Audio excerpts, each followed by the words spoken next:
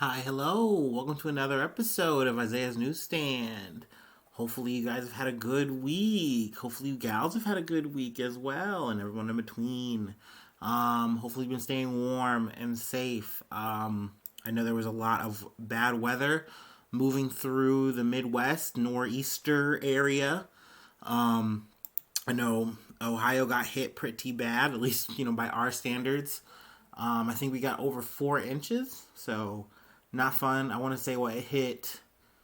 It was raining all Wednesday, and then Thursday is when it kind of shifted into ice. I guess overnight it shifted into like ice, sleet, snow, and I was just like, yeah, no, I'm taking off. So luckily I was able to call off for like Thursday, Friday, and just stay in. But I'll tell you what, today I had to hit it.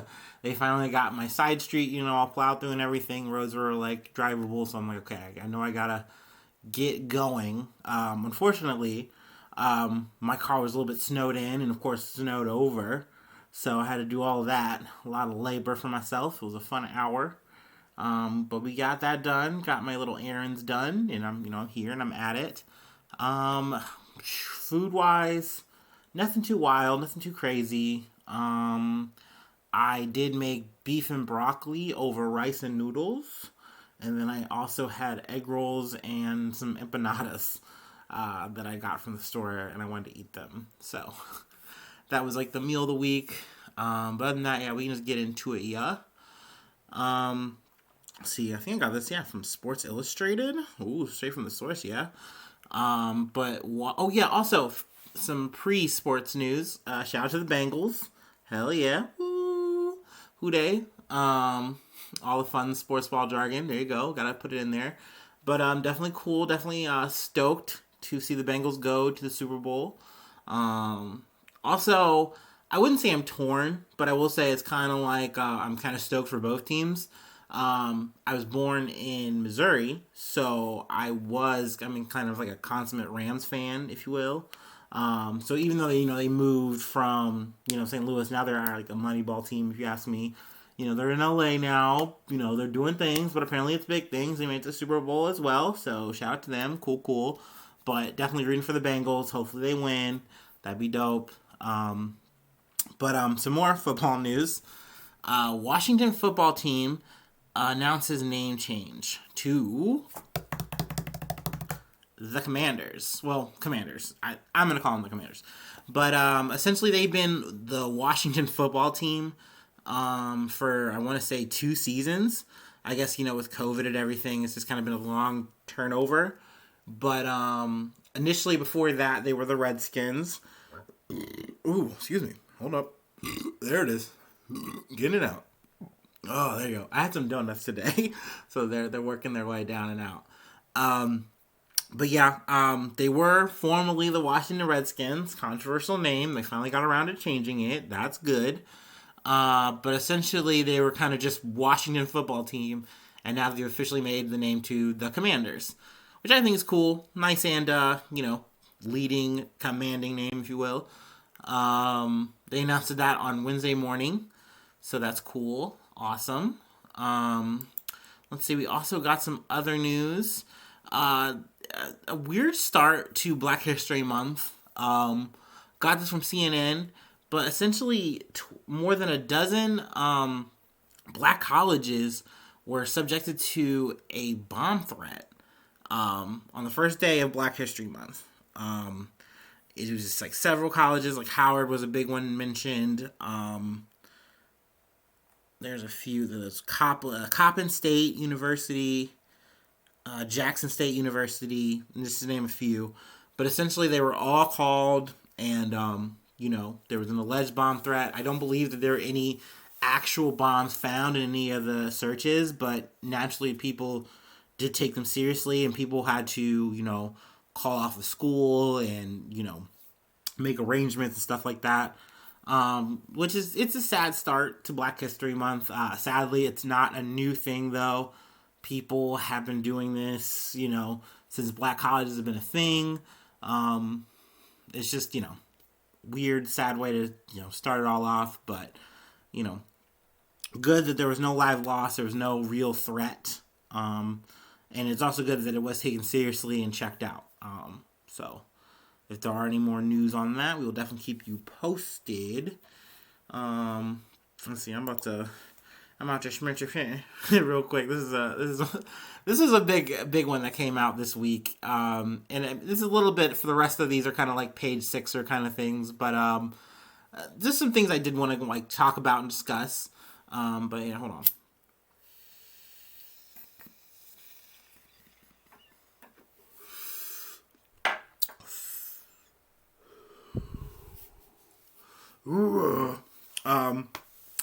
Sourcing this from the Hollywood Reporter, but Whoopi Goldberg suspended at The View over hurtful Holocaust comments.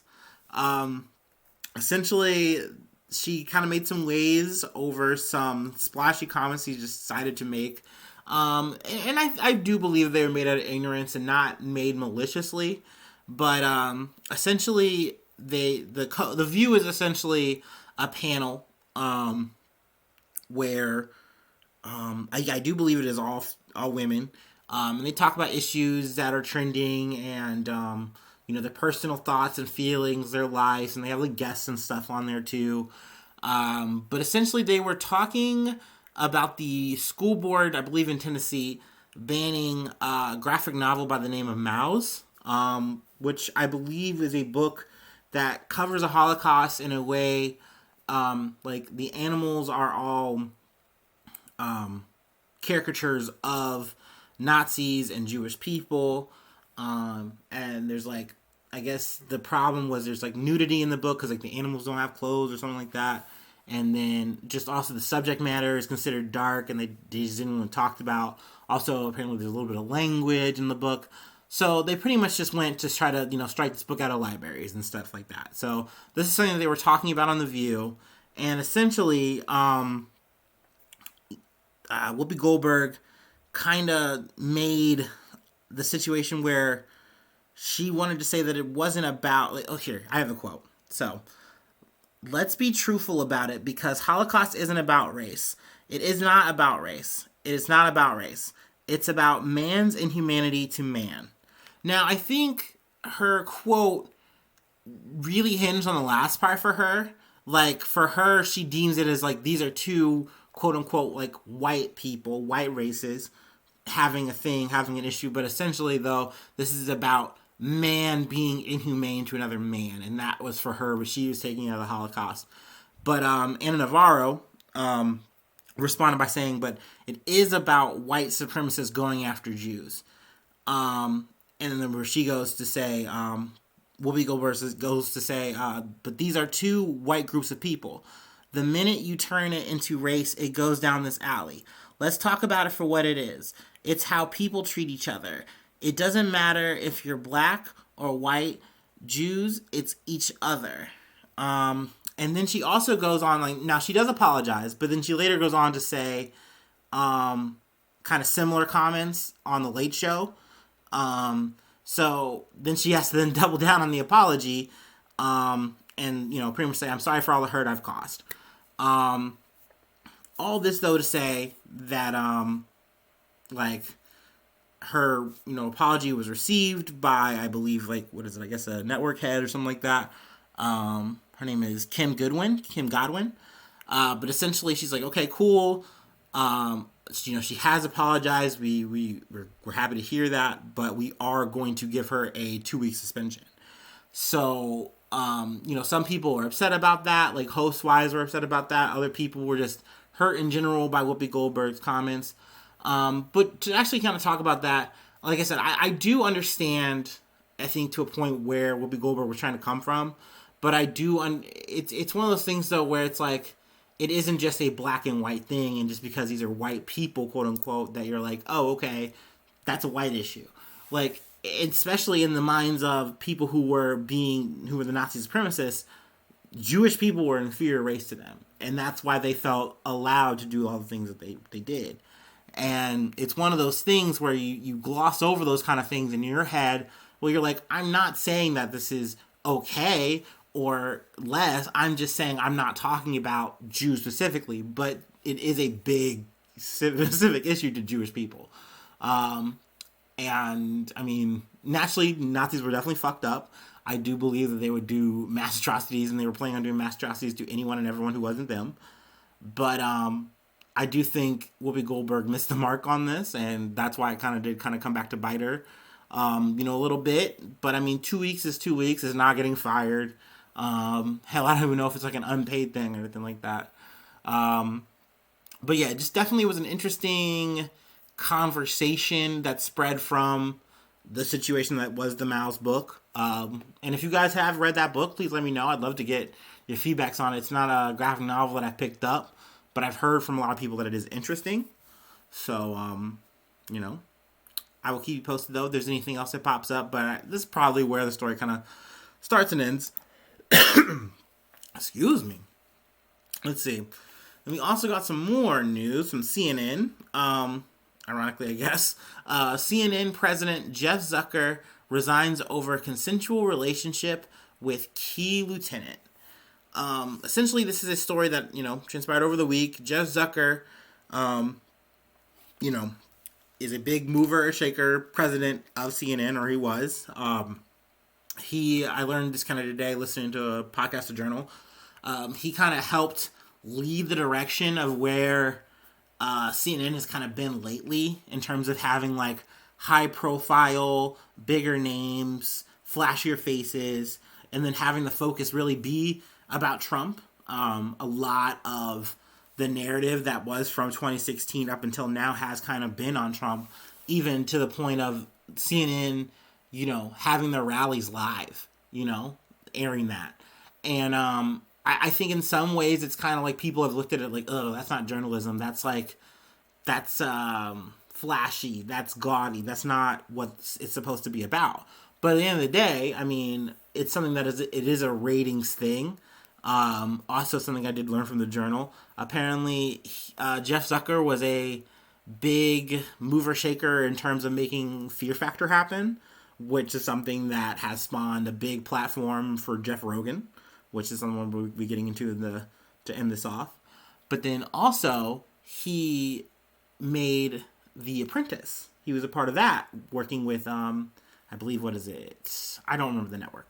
But essentially, that's another platform that gave Donald Trump a lot of attention here and now. I know for me, if it wasn't for The Apprentice, the last time you would have told me about Donald Trump being relevant was stupid gaffe jokes that he participated in, but probably the stickiest memory I have of Donald Trump before The Apprentice, Home Alone. Yeah, Home Alone. I remember him being like the evil, mean, jerk, rich guy. So there was not much endearing about him, but after that, like, people knew him as a quote-unquote businessman, and that's the kind of shit they would talk about. But he was not a good businessman when you actually looked at the tail of the tape, but, that's not what this episode is about. But essentially, he's going to be leaving for after 20 years of work, I believe. Yeah. But essentially, he had a coworker by the name of Allison. What's her last name? Galost, I believe. Yeah. Allison Galost. He didn't initially reveal her name, but it kind of came out in a probe. And this is also kind of an interlocking news thing with Chris Cuomo, someone he also put on as kind of like a flashier face, and he also went to bat for, but in the process of kind of going to bat and then things coming to light, he had to kick him to the curb. He had to kind of disavow his boy, say, hey, we didn't know all the stuff that he was doing for Andrew while he was working here as a host. That wasn't okay. We wouldn't be okay about that if we knew the whole extent. But in the process of this probe and investigation, it came out that he did have a undisclosed relationship with Allison Galost, and that put things in jeopardy because they didn't disclose it. Now, necessarily, this isn't like a seedy thing per se. Like, they're both divorced, so I believe the relationship kind of matriculated post that, but they didn't disclose it. They didn't come to public with the company or anything like that at CNN. So that alone is enough to kind of fire him. And then also kind of what I was saying earlier, kind of just with the rise of Jeff Zucker, like, it is kind of a situation where some of the executives, and now 3 people are currently holding it until they find a new president, But I mean, they didn't like the direction of where CNN's at, ratings or not. And not to mention, ratings are hella low now because Donald Trump isn't as big. And we're not covering him. We're covering Joe Biden. But, it's just one of those situations where if the focus is on the left, then right now CNN just isn't as hot. And Fox people are more tuned into Fox blips and clips because that's where all the heat is. That's where Donald Trump is still talking. He's also on Newsmax, but just those kind of talking points and things, the hot issues are kind of there, and people are on that. But we'll see if anything else shakes from the tree, as well with the Cuomo part as well, because he had a lot of I don't know about a lot, but he has some alleged sexual stuff going on that's been unraveled, so maybe we'll be winding up hitting on that again. We'll see. Who knows? Let's see here. Then to close out, a little bit of an update on our boy Joe Rogan. Essentially, this is a doubleheader for him. I got one article from Page 6 and the other for The Verge. But essentially, Joe Rogan came out over the weekend with an Instagram clip saying, like, hey, I'm totally okay with Spotify's decision to add a warning to my episodes that they deem potentially misinformation. I think that's fine. I'm essentially trying to go about finding the truth and getting voices out that I feel that aren't being heard, and I want to have conversations, and I'm not trying to be anti-vax or anything like that. So it's one of those things where I think some people are praising him, saying like, hey, good that he's taking this decision, and he's rolling with it. He's not trying to buck it. There are other people who are saying, well, that's not enough. That's not what we asked. We asked for Joe Rogan's episodes that are deemed misinformation, that are bad, to be taken off, and we want that. And so more people are, withdrawing. Another person who has withdrawn, who's kind of a bigger name, at least that I knew, India Ari. She's made some music, R&B soul singer. But essentially, she came up, posted a clip of Joe Rogan saying the N-word, which kind of reignited this kind of talking point. And I understand that. It's one of those things where Joe Rogan then followed up with an apology saying like, hey, I see this clip. I know it looks bad. I'm looking at it. It does look bad. And he goes into like defending himself, more or less saying like, hey, I was talking more about the word, about my fascination with the word. But of course in India Ari's initial post, she's like, I don't care what his, intentions were. He just shouldn't say it, period. And Joe Rogan in and of himself has also said, yeah, it was a mistake. Like, I shouldn't say the word. I don't say the word anymore. But yeah, it's definitely more hot water that Joe Rogan has waded himself into, if you will. My thoughts on it are, sadly, it's not going to be too surprising if you go into any celebrity's history and they've said the N-word, it's come out. I know me personally, when I have had conversations about the word, I like to just kind of have it open because I respect the people I'm usually talking about it with. And so I'm okay to talk about it. That's me personally. I know a lot of times in these situations, people will hear someone and say, okay, well, that's the voice of all black people. And that should never be the case. I do think the discretion is the better part of valor in these situations. And Joe Rogan could have easily had the conversation on his big platform podcast without saying it. And I'm hopefully that he does mean what he says, that he won't say it in the future. We'll see. But yeah, also, to kind of close up this bit on Joe Rogan, Spotify, I found out today, has taken out some episodes from Joe Rogan. Now, granted, these are 70 episodes out of a category, or out of what's the word I'm looking for? I don't want to say discography because these are podcast episodes. But essentially, out of a culmination of over 1,000 episodes, I believe it was like 1,700 or something. Yeah, 1,700 podcast episodes. 70 being taken out as a blip on the radar. But I think kind of more importantly is that the episodes that were taken out are between 2018 and 2010.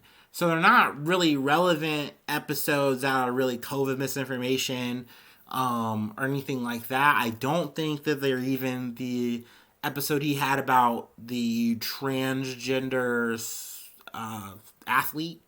So, I mean, these are apparently just some episodes that they just kind of just took out, and they didn't explain why. And it's also not the first time they've done this. So there was the 70 that they've taken out over the Friday, and then there were 40 that they've taken out before. So that's something that I was like, oh wow, okay, interesting that they did that on the hush, and I wonder why they did do that. Because it does seem like they're really trying to straddle that line of saying, hey, this is an open platform for artists. We want them to come here and be free to say what they want. But then we're also gonna protect the public from misinformation. And being as adamant to say that we have taken out podcasts, we have combated misinformation. We are doing something. But we just feel like in the case of Joe Rogan, the person that we gave $100 million to, we're going to let him talk. We're going to let him say his piece. But, and meanwhile, I guess they're doing something, but we'll see. Hopefully I can pick up more little morsels of information here. And hopefully I don't have to oversaturate you guys with too much Rogan talk. I know this is kind of interesting to me, but, it might not be your cup of tea. But in the next episode, we'll definitely be covering more things. Maybe get a little bit more political, talk about a little bit more things going on across the world, if you will. But yeah, thank you for tuning in. Of course, this is my least favorite time, but I gotta do it. It's shill time. We got a Patreon. That is patreon.com/Isaiah News. The Gmail is isaiahnews1@gmail.com. Then I got Isaiah_news. I think that's the Twitter. And then Isaiah News for the Facebook stuff and the Instagram stuff. So hit us up on there. Give us some feedback if you like. Would you kindly? We got the YouTubes. We got the Spotify. We got Apple Podcast, Stitcher. We're everywhere, baby. And when I say we, it's me, but it's all of us. I like to consider us a culmination. Of course, I got friends. Hopefully I'll be able to get some friends on throughout the year. Kind of just getting acclimated to this year and everything kind of going on and all of that. But we will have more for you. I got more, another episode coming down the pipe soon. And, just more things coming for you down the future. But yeah, you guys stay safe out there, stay warm, and hopefully I'll see you soon for some more good news. Bye-bye.